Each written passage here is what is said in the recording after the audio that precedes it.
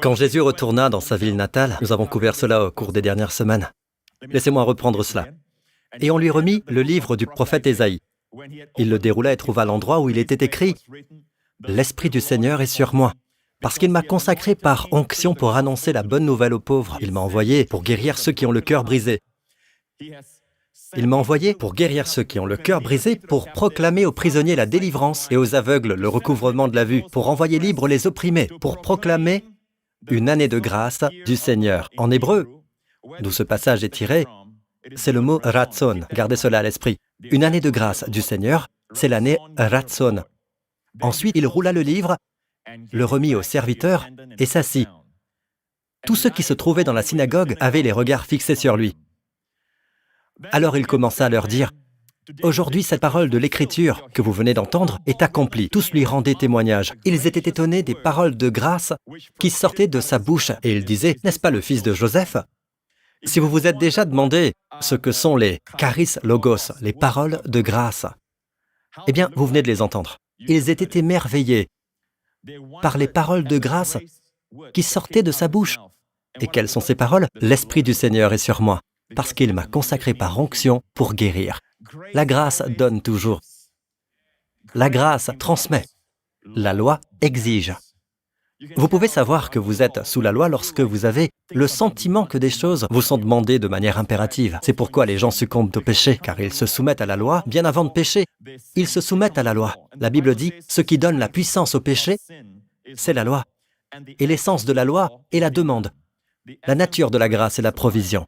Si à votre éveil, vous vous rendez compte que Dieu vous fournit la sagesse pour la journée, qu'il vous procure le pain quotidien dont vous avez besoin, amen, que Dieu vous offre la protection pour vous et votre famille, vous vivez en sachant que Dieu pourvoit toujours, qu'il approvisionne toujours, qu'il vous fournit l'esprit, amen. Et le mot utilisé dans Galates est « fourni constamment », c'est au présent de l'indicatif. Si vous réalisez que telle est votre vie, vous vivez effectivement sous la grâce. Par contre, si vous vivez comme si tout le monde, voire même Dieu, exige constamment de vous, vous savez, ma famille exige de moi, mon conjoint exige de moi, mon patron exige de moi, vous serez stressé. Vous serez effectivement sous la loi. Ainsi, la loi exige, tu ne dois pas, tu ne dois pas, tu ne dois pas. La grâce transmet. Amen, le jour de la Pentecôte, la première Pentecôte. Dieu avait donné la loi et 3000 personnes sont mortes. Lors d'une autre Pentecôte, quand le jour de la Pentecôte arriva, Dieu a accordé le Saint-Esprit et 3000 personnes ont été sauvées. Amen, nous devons donc nous rappeler que nous ne vivons pas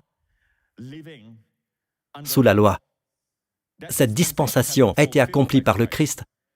Oui, Jésus dit, ne croyez pas que je sois venu pour abolir la loi. Il est venu non pour abolir, il est venu pour accomplir. Et cela, il l'a fait. Et une fois que vous avez rempli vos obligations envers la banque, mon conseil, arrêtez vos paiements. Amen. Le Christ a accompli, Christ met fin à la loi. Nous ne sommes donc plus sous la loi, mais sous la grâce. Amen. Et ici, dans sa ville natale, ils furent émerveillés par les paroles de grâce. En d'autres termes, c'est une dispensation de grâce où le Seigneur va de lieu en lieu, sans imputer les péchés du peuple. Il ne se demande pas, êtes-vous éligible avant que j'impose les mains sur vous pour vous guérir? Êtes-vous suffisamment propre? Êtes-vous assez saint pour que je vous touche, pour que je délivre cet enfant, votre enfant? Êtes-vous assez proche de moi? En savez-vous suffisamment? Non, il parcourait différents endroits, dispensant sa grâce. Il allait de part en part, en donnant. Jésus se déplaçait, faisant le bien, guérissant tous ceux qui étaient opprimés par le diable. C'était comme s'il allait de part en part sans remarquer leurs péchés. Dieu était en Christ, ne chargeant pas les hommes de leurs fautes. Ils avaient péché. En fait, la plupart des personnes qui recevaient de Jésus étaient des pécheurs, des exclus sociaux. Tout le monde est un pécheur en plus d'être un pharisien. Vous voyez ce que je veux dire? Quand la Bible dit « Alors les pharisiens s'approchèrent de Jésus », non, pardon, les pécheurs. Les pharisiens étaient là. Alors les pécheurs vinrent trouver Jésus. D'accord? Ainsi, les pécheurs, là-bas, signifie des pécheurs manifestes, les exclus sociaux, les prostituées. Alors que les pécheurs pharisiens sont plus subtils. Ils sont plus saints que vous. Ils ont une attitude fière, arrogante, que Dieu déteste d'ailleurs. Jésus referma le livre. Quand il arriva à la fin, revenons en arrière à partir de une fois. Une fois qu'il entra, il citait Ésaïe 61. Et arrivé à la dernière partie, pour proclamer une année de grâce du Seigneur, l'année Ratson, où les faveurs de Dieu abondent généreusement. Dans la Bible King James, dans Ésaïe, cette phrase est séparée par une virgule du reste de la phrase, c'est-à-dire « et le jour de la vengeance de notre Dieu ». Mais quand Jésus l'a cité, Jésus s'arrêta à la virgule et il referma le livre. Et là où le Seigneur a fermé le livre, nous devons fermer le livre. Ce n'est pas le moment de parler de la vengeance de notre Dieu, du jour de la vengeance, du jour de l'Éternel. Oui, Dieu juge l'Amérique et tout ça. Nous n'y sommes pas encore. Non seulement l'Amérique, mais toutes les nations de la terre. Amen. Mais vous savez quoi? Nous ne sommes pas au jour de la vengeance de notre Dieu. Amen. Et pourquoi le Seigneur ne retourne-t-il pas encore pour nous? La Bible dit, « Sachez avant tout que dans les derniers jours viendront des moqueurs, pleins de railleries, et diront, où est la promesse de son retour? Où est son retour? Mais à cause de la longanimité de notre Seigneur, voulant qu'aucun ne périsse. En ce moment, la dispensation de la loi a duré 1500 ans. Mais la dispensation de la grâce dure depuis 2000 ans déjà. La longanimité de notre Dieu, sa miséricorde, sa compassion, il ne souhaite pas, il ne trouve aucune joie, aucun plaisir dans la mort des méchants. Mais n'oubliez pas, il est juste, il doit juger. Finalement, il doit juger. Sinon, tout l'univers qui repose sur sa justice et l'ordre moral se désintégrera en chaos. Dieu doit juger, mais Dieu est amour. Comment Dieu peut-il juger vos péchés et mes péchés et nous accueillir quand même? La réponse est la croix. La croix a donné à Dieu le fondement juste pour nous pardonner nos péchés, car nos péchés n'ont pas été ignorés. Ne pensez pas que Dieu nous pardonne parce que nos péchés s'échappent. Chaque iota de notre péché, chaque péché que nous avons jamais commis, tout a été payé à la croix. Nous sommes pardonnés de manière juste. Amen. J'ai dit Amen. Maintenant, Dieu est juste. Il n'est pas miséricordieux en nous rendant justes. Par sa miséricorde, son amour, il a envoyé son Fils, mais Dieu est maintenant juste en nous rendant justes, vous et moi. Puis-je avoir un bon Amen? Cela soulève une autre question. Mais qu'est-ce qui nous rend justes? Romains 5, 19. Et d'une certaine manière, les croyants encore, vous savez, il faut toujours leur rappeler à chaque fois qu'ils entendent un enseignement sur l'obéissance et tout ça, que nous avons une nouvelle obéissance appelée obéissance de la foi dans le Nouveau Testament. Et elle est à peine enseignée. Obéir à la vérité ou obéissance de la foi. Et en quoi votre obéissance obéit à la vérité? Vous avez obéi à la vérité. Qu'est-ce que l'obéissance dans le Nouveau Testament? C'est croire correctement. L'obéissance de la foi, c'est croire correctement. Quand vous croyez correctement, vous vivrez correctement. Puis-je avoir un bon Amen? Donc, nous regardons Romains 5, 19. Il est dit, « Car, comme par la désobéissance d'un seul homme, dites la désobéissance d'un seul homme. » Qui est-ce? Oui, pas votre belle-mère, d'accord? La désobéissance d'un seul homme. La désobéissance de qui? D'Adam. Beaucoup. Dire tous, cela représente tous. Beaucoup ont été rendus pécheurs. Beaucoup seront rendus justes par l'obéissance d'un seul. L'obéissance de qui maintenant? Beaucoup seront rendus justes par l'obéissance d'un seul. Maintenant, une question. Pourquoi êtes-vous juste? À cause de l'obéissance d'un seul homme. Maintenant, si vous dites Jésus, oui, mais pour être plus spécifique, qu'en est-il de Jésus, son obéissance? En fait, si vous étudiez attentivement Romains 5, vous verrez qu'il est fait référence à cet unique acte d'obéissance à la croix. Et Dieu l'a ordonné de telle sorte que par l'obéissance d'un seul homme, nous sommes tous rendus justes.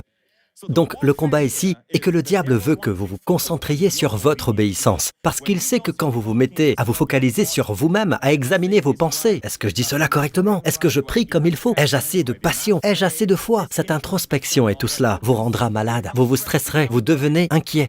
Amen. Et puis, vous avez des pensées très dures. Vous avez des pensées dures envers Dieu.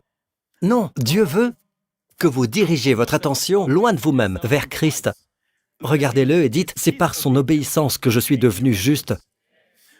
C'est de ce combat qu'il s'agit. Dans 2 Corinthiens 10, en effet, les armes avec lesquelles nous combattons ne sont pas humaines, elles ne sont pas palpables ou de chair, mais elles sont puissantes, grâce à Dieu, pour renverser des forteresses. Amen.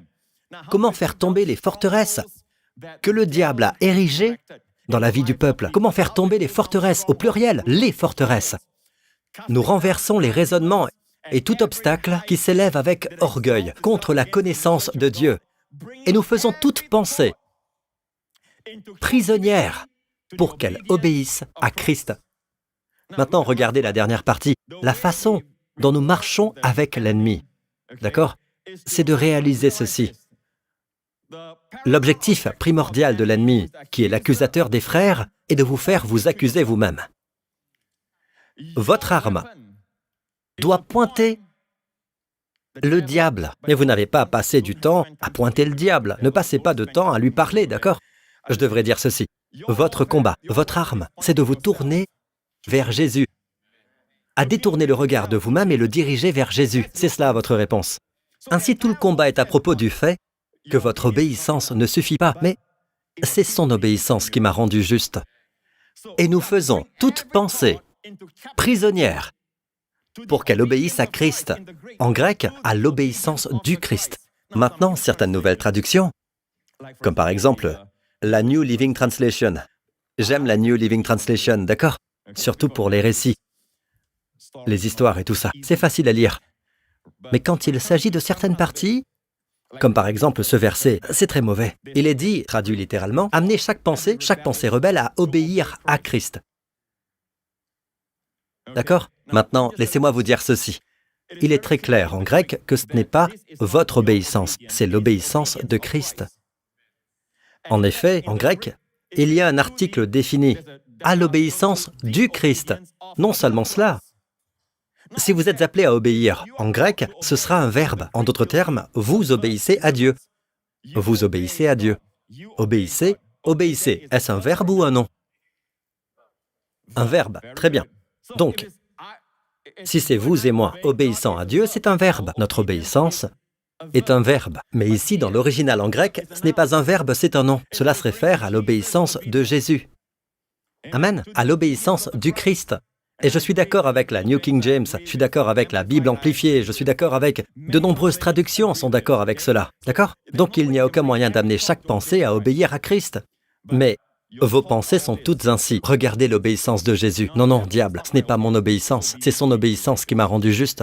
Que va-t-il se passer lorsque les gens croiront cela? Eh bien, il se passe de grandes choses. Croire de la bonne façon vous amène à vivre de la bonne façon. Je veux faire un pas de plus vers ce que le Seigneur veut souligner pour nous aujourd'hui.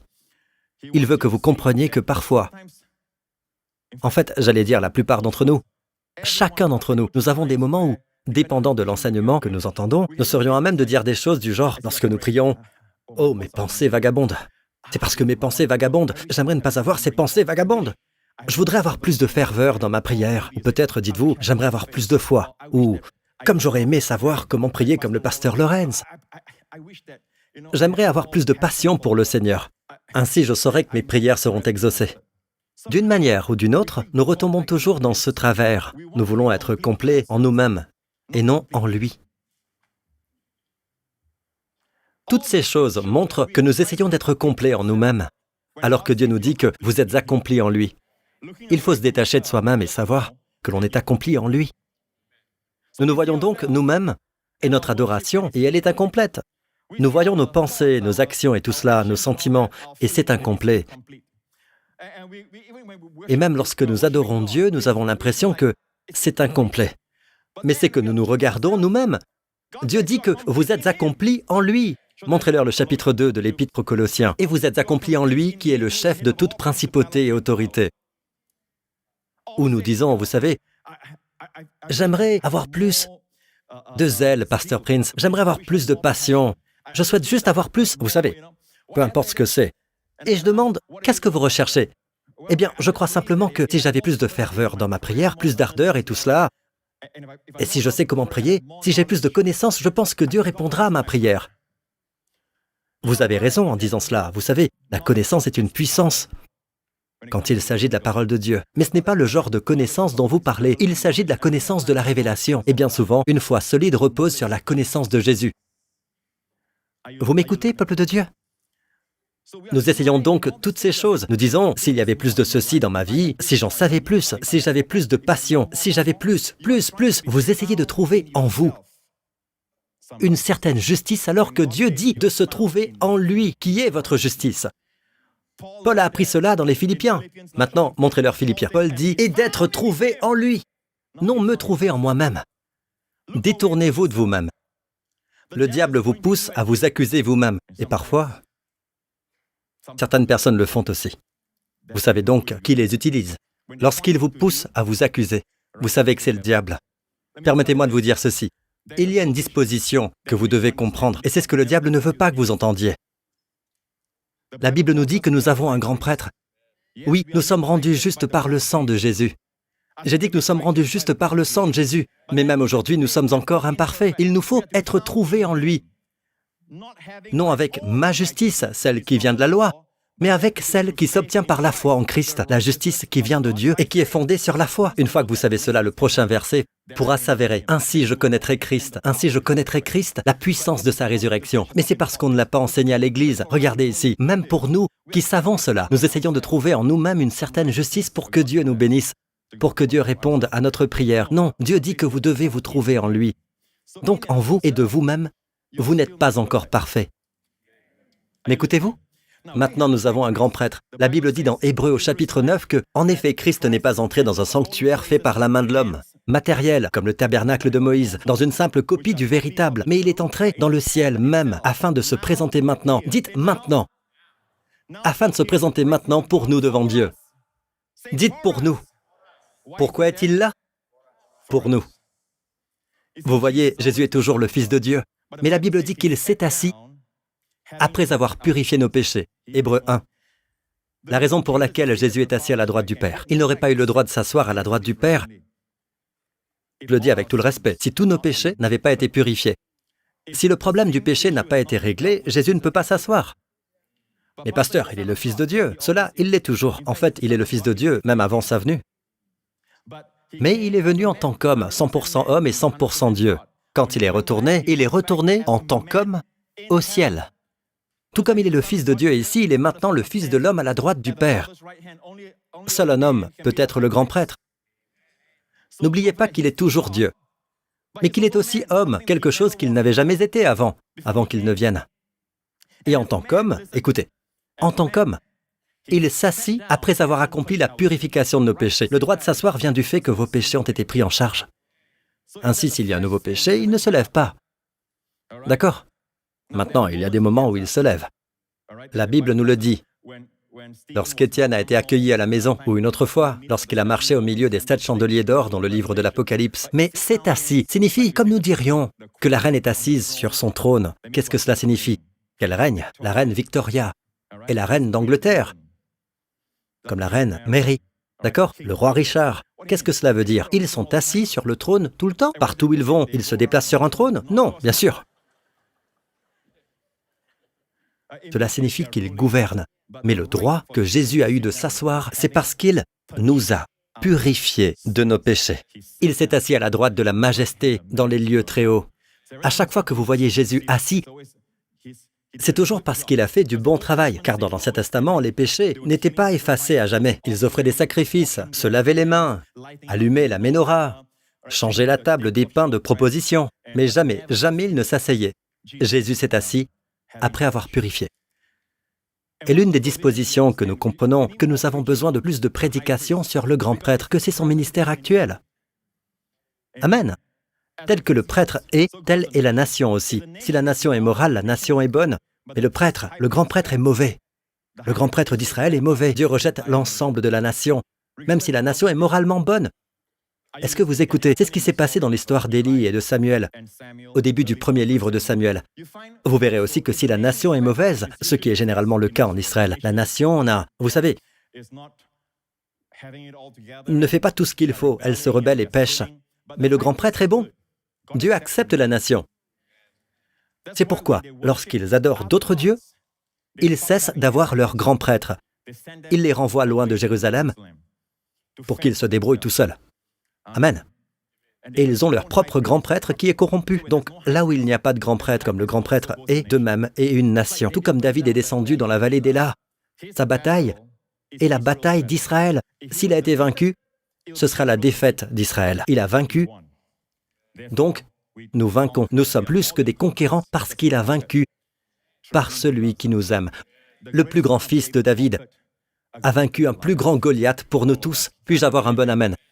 Le grand prêtre représente donc le peuple. Un grand prêtre n'est pas un prophète. Il ne vient pas comme si Dieu est derrière. Disons que c'est le trône de Dieu, là, derrière moi. Et je viens à vous comme ça et je suis le porte-parole de Dieu, d'un prophète. Amen. Parfois, j'ai une prédication prophétique. Parce que je parle au nom du Seigneur. Je prie toujours pour que Dieu me donne de parler comme les oracles de Dieu. Amen. Donc, vous parlez pour Dieu. Ce n'est pas un prêtre. Un prêtre représente le peuple comme ceci. Le peuple est derrière moi, vers Dieu. Amen. Et Dieu ne regarde pas le peuple, Dieu regarde la qualité du grand prêtre. C'est pourquoi toutes les parties des vêtements du grand prêtre, mon grand prêtre, s'il vous plaît, cette partie des vêtements du grand prêtre a une signification. Le retour du grand prêtre d'Israël. 7e épisode. Tu as toujours l'air en forme, mon frère. Ça fait longtemps. Donc, le grand prêtre, tout ce que vous voyez à l'extérieur ici, je n'ai pas le temps de les passer tous en revue, j'ai toute une série d'enseignements à faire, vous le savez tous. Mais tout ce qui est extérieur aujourd'hui, n'imaginez pas que Jésus porte tout cela, d'accord? Tout cela n'est que superficiel, une simple représentation extérieure de ce qui est essentiel à notre Seigneur Jésus-Christ, de ce qui est réel, car cela n'est qu'une image, n'est-ce pas? Amen. Vous savez, vous portez la photo de votre femme avec vous, n'est-ce pas? Amen. Mais si elle est là, vous n'embrassez pas la photo, n'est-ce pas? Amen. Vous embrassez la substance. La photo n'est pas aussi bonne que la substance. Amen. Quand j'embrasse les lèvres de ma femme, ces lèvres enivrantes. Je ne bois pas, mais... Bon, oubliez ça. Revenons à ceci. Ainsi, nous sommes tous représentés ici sur sa poitrine, ornés de joyaux, car la poitrine évoque l'amour de Jésus. Et tous ces fidèles sont présents ici. Et ce sont tous des joyaux individuels qui représentent les 12 tribus d'Israël. Tous, vous êtes des individus. Dieu ne vous regroupe pas simplement, tous ensemble, en faisant de vous des diamants ou tous des rubis. Non, des beautés différentes. Dieu vous voit unique. Amen. Mais il porte le même amour de son cœur à tous. Amen. C'est pourquoi Dieu l'a placé sur le cœur du prêtre. Amen. Mais les noms, les 6 tribus ici, les 6 tribus là, sur les 2 pierres d'onyx représentent sa puissance. La poitrine représente l'amour. Votre épaule représente le pouvoir. Quand il s'agit du pouvoir, nous sommes tous égaux. Dieu nous porte tous de manière égale. Il nous porte comme il porterait un agneau ou une brebis sur ses épaules puissantes. Et que faites-vous lorsque le Seigneur vous porte? Vous vous reposez. Encore une disposition. Regardez Exode au chapitre 28. Ici, il est dit, « Et tu feras une lame d'or pur, et tu graveras sur elle, en gravure, de cachet, sainteté à l'Éternel. » Ainsi, en lisant de droite à gauche, en hébreu, on peut lire « sainteté ». Ici, il est écrit « Kadosh l'Adonai ». En fait, c'est Yahvé. Mais comme les Hébreux ne peuvent pas utiliser le nom Yahvé, ils disent « Adonai ». Donc, Kadosh, Yahvé, sainteté à l'Éternel. En d'autres termes, l'Esprit de Jésus aujourd'hui, n'est-ce pas, est tout à fait saint à l'Éternel. Combien d'entre vous pouvez dire Amen? Quand vous regardez quelqu'un, vous remarquez son front, vous regardez son visage, n'est-ce pas? Le front est très proéminent. Et ce que vous remarquez de Jésus, c'est la sainteté à l'Éternel. Amen. Et tout cela est destiné au Père, en nous représentant. N'oubliez pas qu'il est là pour nous. Il n'est pas là pour Dieu. Laissez-moi le dire ainsi. Je veux dire qu'en fin de compte, c'est pour Dieu, mais il est là pour nous. Tout est pour nous. Cette sainteté pour l'Éternel est pour nous. Donc il est dit ici, « Et tu la poseras sur un cordon de bleu céleste. » C'est une belle image d'un cordon céleste. Ses pensées sont toutes célestes, les nôtres ne le sont pas. Et elle sera sur la tiare. Vous savez, les gens disent, « Vous avez des pensées trop célestes pour être utiles sur terre. » Je n'ai pas encore rencontré de chrétiens comme cela. Car si leurs pensées sont trop célestes, ils sont en réalité utiles sur terre. Donc, quand on parle de pensées célestes, trop célestes et tout ça, honnêtement, ce qu'ils veulent dire, c'est religieux. Si vous êtes religieux, vous ne serez d'aucune utilité terrestre. Mais si vous avez des pensées célestes, vous pensez à Christ assis à la droite du Père. Il est ma position, il est ma justice. Vous serez utile sur terre. Amen. Donc ici, il est dit, « Et tu feras une lame d'or pur. » Verset suivant. « Et elle sera sur le front d'Aaron. » Qui est Aaron? Le grand prêtre. Une image de notre Seigneur Jésus-Christ. Il est un type de Christ. Et Aaron portera l'iniquité des choses saintes que les fils d'Israël auront sanctifiées dans tous les dons de leurs choses saintes. Maintenant, soulignez cela dans votre Bible. L'iniquité des choses saintes, pas l'iniquité des choses mauvaises ou des choses rebelles. L'iniquité des choses saintes que les fils d'Israël auront sanctifiées dans tous les dons de leurs choses saintes. Et cette couronne, elle sera sur son front continuellement, pour être agréée pour eux devant l'Éternel. Et elle sera sur son front continuellement, éternellement. Et notre Seigneur Jésus, ses pensées sont saintes éternellement. Et elle sera sur son front continuellement, afin que les fils d'Israël, dans notre cas, notre céleste Aaron, notre Melchisédek, notre Seigneur Jésus-Christ et notre grand prêtre aujourd'hui, nous, pour être agréés, ce mot agréé est le mot ratson, pour proclamer une année ratson du Seigneur. Nous l'avons vu tout à l'heure dans sa ville natale. Jésus dit pour proclamer une année de grâce du Seigneur, prêcher l'année de grande faveur. Ainsi, tous les fidèles de Dieu jouissent d'une grande joie et d'une grande faveur aux yeux de Dieu. Maintenant, regardez ceci. Et Aaron portera l'iniquité des choses saintes que les fils d'Israël auront sanctifiées dans tous les dons de leurs choses saintes. Savez-vous que dans toutes vos prières, il y a de l'iniquité? Savez-vous que dans tous vos cultes, il y a le péché? Savez-vous que il ne s'agit pas que le grand prêtre porte l'iniquité de vos mauvaises actions? Le grand prêtre porte l'iniquité de vos choses saintes. En d'autres termes, chaque fois que vous venez à Dieu et que vous priez et que vos pensées vagabondent, tout cela, vous savez que vos prières ne sont pas pures. Notre culte n'est pas sans tache. Nous n'agissons pas toujours exactement en esprit et en vérité, n'est-ce pas? Personne ne répond. Alors d'accord, peu importe. Nos meilleurs cadeaux peuvent être entachés de motifs cachés. Je te le donne. J'espère qu'un jour tu sauras à quel point je suis un bon ami. Ou je te donne parce que tu as donné à mon fils. Tu as donné à ma fille. Je te donne parce que je veux te faire changer d'avis sur quelque chose qu'on appelle un pot de vin, mais cela reste un cadeau. Ainsi, vous ne pouvez pas identifier quel est le motif, n'est-ce pas? Mais il suffit de dire, la Bible dit que dans nos meilleurs dons, non pas dans nos dons impies, dans nos meilleures paroles, dans nos meilleures actions, dans chacun d'eux, il y a le péché. L'effet que cela a, c'est que ça m'encourage, parce que quand je lis que le grand prêtre représente vous et moi devant Dieu, et parce que ses pensées sont toujours saintes, Dieu ne regarde pas vos pensées pour vous juger. Dieu ne regarde pas vos dons imparfaits. Dieu le regarde et dit, tes dons sont parfaits, tes prières sont parfaites. Si vous savez cela, vous connaissez le secret de ce que Jésus a dit dans la chambre haute lorsqu'il a dit, « Jusqu'à présent, vous n'avez rien demandé en mon nom.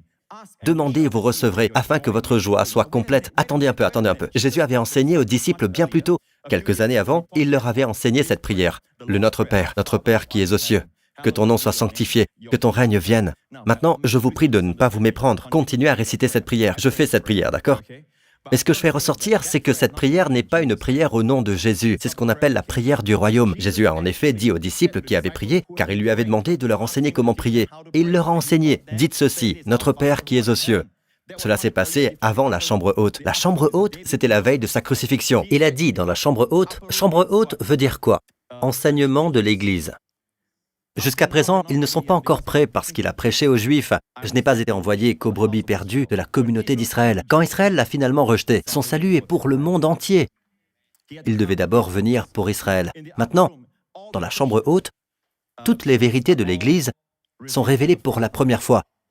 Le séjour permanent du Saint-Esprit, le nouveau commandement. Ce n'est pas une loi, un nouveau commandement est votre nature. Nous aimons parce qu'il nous a aimés le premier. Amen.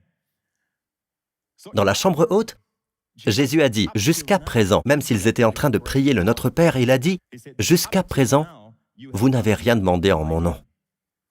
Une nouvelle prière est en train de naître. Demandez et vous recevrez. Tout ce que vous demanderez au Père en mon nom, il vous le donnera.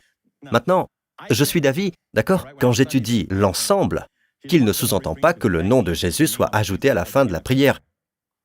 Il ne s'agit pas simplement de dire, après avoir prié, à la fin, au nom de Jésus. Je ne dis pas qu'il faut arrêter de prier de cette façon. Non, mais si vous comprenez la terminologie de la Bible, quand on dit dans le nom de ou au nom de, c'est toujours représentatif de la personne.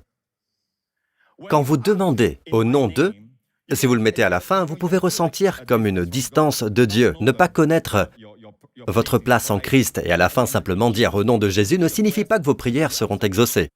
En fait, dans toute l'histoire, quand vous venez à Dieu, vous ne venez pas en vérité.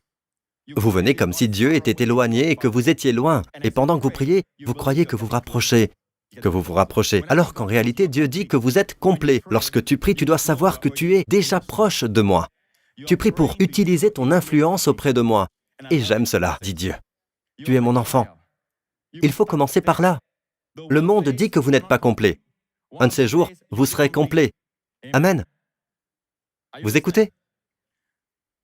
La plénitude n'est pas un trajet. Nous commençons, c'est un point de départ pour le croyant. Nous commençons complet. Nous vivons notre plénitude. Lorsque nous réalisons que nous sommes complets, nous le vivons. Maintenant, vos prières ne sont pas parfaites, mais une fois que vous savez que Dieu ne tient pas compte de l'imperfection de votre prière, le manque de ferveur, le manque de foi, le manque de sincérité, Dieu ne tient pas compte de tout cela. Vos prières montent vers Dieu. C'est ce que cela signifie. Par Christ, offrons donc sans cesse à Dieu un sacrifice de louange. Même notre adoration de Dieu est souillée, elle est entachée par le péché. Mais vous savez quoi? Dieu ne le voit pas. Vous savez pourquoi? Notre grand prêtre est là, et Dieu regarde le grand prêtre, et notre grand prêtre purifie toutes nos prières. Savez-vous que dans l'Ancien Testament, lorsqu'ils offraient l'Holocauste, la plus grande offrande est l'Holocauste, et l'Holocauste comporte 3 grades. D'accord? Il y a le taureau, l'agneau, et le plus petit pour les pauvres était soit un pigeon, soit une colombe. Maintenant, prends un siège, grand prêtre, pour être plus fidèle à la Bible. D'accord? Allons plus loin dans les Écritures, d'accord? Regardons l'offrande de la colombe, plus petite.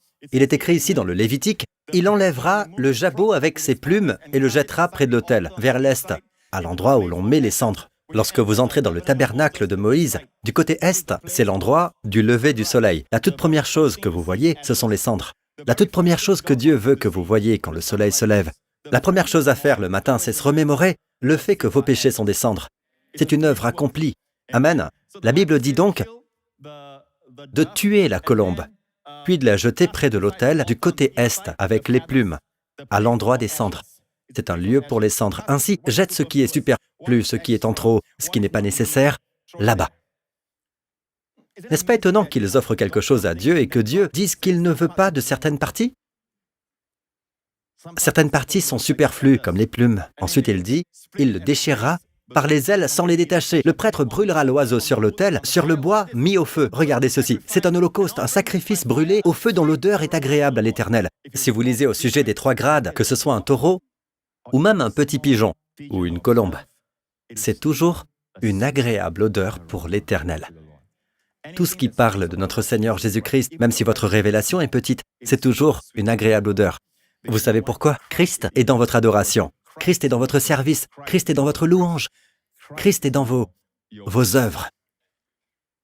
Amen. Tout cela monte vers Dieu telle une agréable odeur. Est-ce que vous écoutez ce que je dis? Quand je prie, disons que je voulais me marier depuis longtemps, alors je prie, que temps passe, j'ai maintenant 50 ans et je suis toujours pas marié. Je crois donc que Dieu veut que je me marie parce que je n'ai pas le don du célibat. Mais j'ai lu beaucoup de livres, d'accord? J'ai lu qu'un grand homme de Dieu disait qu'il fallait être spécifique quand on priait. Que voulez-vous? Un caucasien?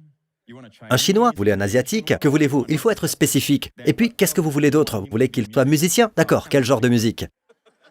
Non, je ne plaisante pas. Il y a un livre qui le dit, il faut être très précis. Plus vous êtes spécifique, plus votre foi peut agir. D'accord, il faut être précis, mais je ne sais vraiment pas ce que je veux. Dieu ne sait-il pas ce que je veux? Et ce dont j'ai besoin? Amen. En fait, ce que je pense vouloir aujourd'hui, je ne le voudrais peut-être pas 10 ans plus tard. Et je ne peux pas dire, je vous le rends. Vous savez, peut avoir un remboursement.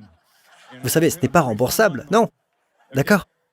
Je suis donc un peu perdu. Puis, ils entendent une autre personne dire, faites confiance à Dieu. Dieu a votre intérêt à cœur. Quand vous dites, Dieu, donne-moi quelqu'un, Seigneur, il ne répondra pas, tiens, prends cette personne, personne n'en veut. D'accord? Dieu ne fera pas ça, d'accord? Vous devez faire confiance au cœur de votre Père. Il vous aime plus que vous ne vous aimez vous-même. Amen. Et Dieu donne le meilleur à ceux qui lui laissent le choix. Mais cela contredit la prière spécifique. Et cela, vous le savez, vous devez faire confiance à Dieu. Priez en langue, pasteur. Non, je veux dire qu'il vous faut aussi prier avec votre intelligence. D'accord? Qu'est-ce que vous faites? Donc, les deux se valent. Ça n'a pas vraiment d'importance que vous priez cette prière ou cette autre prière, ça importe peu. Vous voulez être spécifique, priez simplement Père au nom de Jésus à la fin, d'accord? Ça passe toujours par Jésus. Voici ce qui se passe. Elle va à Jésus, n'est-ce pas? Votre prière est comme un oiseau. Elle est comme un oiseau avec tout le superflu. Chut, d'accord? Cette prière est pleine de confusion. Je ne sais pas, à propos de... Vous savez, je prie Dieu, mais je ne sais pas. Un tel dit que je dois être spécifique, Seigneur. J'aimerais avoir une américaine. J'aimerais avoir une asiatique. J'aimerais une russe. J'aimerais avoir une de Tombouctou. J'aimerais avoir... Peu importe, vous savez. Et puis, il lui faut pratiquer les arts martiaux, Seigneur, parce que, vous savez, j'ai besoin de quelqu'un pour me protéger. Vous savez, il lui faut savoir jouer au violon en même temps. Il lui faut être un membre d'une chorale ou d'un groupe de louanges. Il doit pouvoir chanter. J'aime l'entendre chanter quand je ne me sens pas bien la nuit ou à d'autres moments. Cela vous fait rire, mais vous voyez, les pasteurs, je vous le dis, dans les accompagnements pastoraux qu'ils font, ce sont des réalités, vous savez.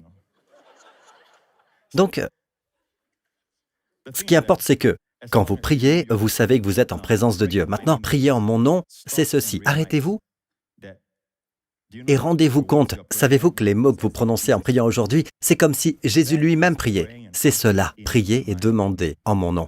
Oui, à la fin, ajoutez au nom de Jésus. Pas de problème avec ça, d'accord? Mais au-delà de tout, en mon nom, signifie que vous savez qu'il vous représente. C'est comme si il priait cette prière. Ayez cette conscience, Père, Fils, et vous êtes en le Fils. Et vos prières ne sont pas parfaites. Mais les prières imparfaites s'élèvent comme une colombe, n'est-ce pas? Elles montent vers le grand prêtre. Ceci est votre prière, n'est-ce pas? Une prière pleine de confusion, d'accord? Les regards de la prière. D'accord, cela fait plusieurs années depuis que nous avons abordé ce sujet, n'est-ce pas? Tu te souviens toujours quoi faire? D'accord, que fais-tu maintenant? D'accord? Normalement, nous n'avons pas besoin de dire à Jésus quoi faire. Jésus sait quoi faire, n'est-ce pas? Mais que fais-tu? D'accord, tu l'enlèves et tu le jettes. Maintenant, il rejette ce qui est superflu. Il élimine ce qui est superflu. Êtes-vous toujours avec moi? Il enlève ce dont on n'a pas besoin, d'accord? Et ce n'est pas tout. La Bible dit qu'il ajoute son parfum. Il ajoute son doux parfum aux prières. C'est pourquoi Paul dit dans le Nouveau Testament, « Vos dons sont un parfum de bonne odeur, agréable au Père. » D'accord? Il ajoute sa beauté. Il ajoute son ratson, sa faveur. Il ajoute son parfum. Et ensuite, il se tourne vers le Père. Non, je vais être le Père. Il se tourne vers le Père et il fait une prière parfaite. Les anges, allez-y. Apportez la réponse, apportez les dons. Envoyez-les. C'est ce que Dieu fait. Maintenant, cela ne se produit pas aussi lentement. Cela se passe lentement parce que nous sommes tous lents. D'accord? Donc, je suis simplement en train de me figer pour vous. C'est ce que cela signifie. Par Christ, offrons donc sans cesse à Dieu un sacrifice de louange. C'est toujours par lui, en lui, amen. Je dois vous faire comprendre que vous pouvez prier dans votre cœur. Priez simplement dans votre cœur. Vos prières ne sont pas parfaites, ne vous en inquiétez pas. Regardez ceci. Même lorsque vous servez, votre service est teinté d'auto-glorification ou d'ego ou de toute autre forme d'égoïsme. Mais servez quand même. Et le Seigneur le transformera. Puis-je avoir un bon amen? Mais le diable a souvent tendance à vous arrêter immédiatement avec ce mensonge. Vous êtes un tel hypocrite. Examinez vos pensées, priez. C'est lui qui est à l'origine de la réflexion. Et après cela, examinez ses pensées. C'est terrible d'avoir de telles pensées. Psh. Et après avoir eu cette pensée, il vous frappe sur la tête en disant, imaginez que vous ayez ce genre de pensée en plein service. Comment pouvez-vous avoir une si mauvaise pensée à propos du pasteur Prince?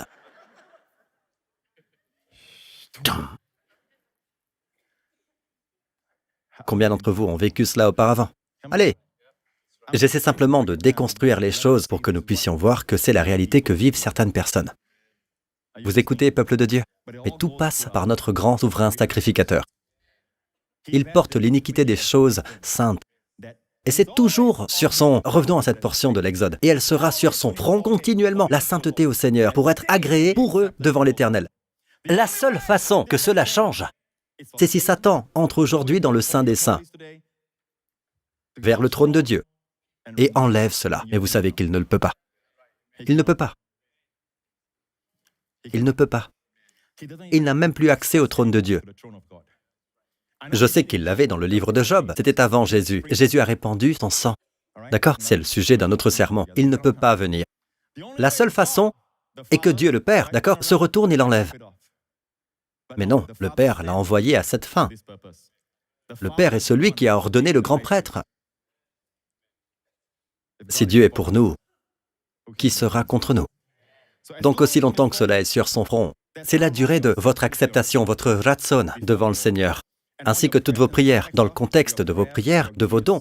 Même de vos meilleurs discours, vous devez le savoir. Certaines personnes n'aiment pas entendre cela, mais ceux qui sont humbles, quand ils l'entendent, remercient Dieu pour Jésus. Mais il y a ceux qui disent qu'ils sont toujours « Pasteur Prince, je crois toujours que vous devez prier, vous savez, presque comme si vous deviez faire des prières parfaites. » La façon dont vous venez est importante. Ils sont donc tellement occupés à faire de l'introspection au lieu de venir avec audace. Venez avec audace. Le fils prodigue est rentré à la maison pour toutes les mauvaises raisons. Je veux dire, croyez-vous vraiment qu'il est revenu parce qu'il aimait son père? Non. Lisez à quoi elle réfléchit dans la porcherie. Combien d'ouvriers chez mon père ont du pain en abondance? Je sais ce que je vais faire. Je vais retourner vers mon père et je lui dirai « Traite-moi comme l'un de tes ouvriers, parce que les ouvriers mangent bien. Moi, je meurs de faim. » Mais le père l'accepta. Tous ceux d'entre nous qui avons été sauvés n'avions pas de bonnes raisons à ce moment-là. Je suis venu pour ta gloire, ô Seigneur. Non, parfois, vous êtes venu pour votre gloire. Amen. Donc, Dieu vous accepte, mais l'essentiel est à venir. Venez simplement. Adorez simplement. Servez simplement. Impliquez-vous. Et lorsque la pensée survient, pensez immédiatement à ce verset, à ce que votre grand prêtre fait. Amen. Tout est accepté devant le Père. Puis-je avoir un bon Amen? Nous avons fini. Louons le Seigneur. Merci Jésus. Levez-vous. Levez vos mains, vous tous ici présents. Merci Père. Si vous êtes cette personne et que vous dites, vous savez, Pasteur Prince, je ne pense pas pouvoir dire que Jésus est mon grand prêtre, que Jésus est ma justice. Je sais maintenant que par son obéissance, nous sommes rendus justes. Je veux croire. Eh bien, mon ami, c'est pour cela que Dieu vous a amené ici, et c'est pour cela que vous regardez cette émission en ce moment. Faites cette prière du fond du cœur. Après moi, dites, Père Céleste, je te remercie de m'aimer. Je te remercie pour le don de ton Fils, mon Seigneur Jésus-Christ. Christ est mort pour mes péchés. Il a été puni à ma place, afin qu'il n'y ait plus jamais de punition dans mon avenir. Tu l'as ressuscité des morts, comme une proclamation que tous mes péchés ont été enlevés. Jésus-Christ est mon Seigneur et Sauveur, au nom de Jésus. Amen. Maintenant, vous êtes un enfant de Dieu, vous êtes sauvé. Dieu est votre Père. Vous êtes la justice de Dieu en Christ. Amen. Faites attention à ce que vous priez, car vos prières ont une grande portée. Alors priez pour moi. Amen. Levez vos mains, vous tous ici présents. Cette semaine à venir, que le Seigneur vous bénisse avec les bénédictions du Père Abraham, les bénédictions de Deutéronome 28, les bénédictions du don du sommeil, et que le Seigneur fasse briller son visage sur vous, qu'il vous soit favorable tout au long de cette semaine. Puissiez-vous faire l'expérience du Ratson, la faveur surnaturelle de Dieu, partout où vous irez, partout où vous vous tournerez. Que des portes d'opportunité s'ouvrent pour vous, que tout ce que vous toucherez prospère, même vos erreurs. Que le Seigneur tourne son regard bienveillant sur vous et vos proches, et qu'il vous accorde, ainsi qu'à vos proches, sa merveilleuse paix. Shalom.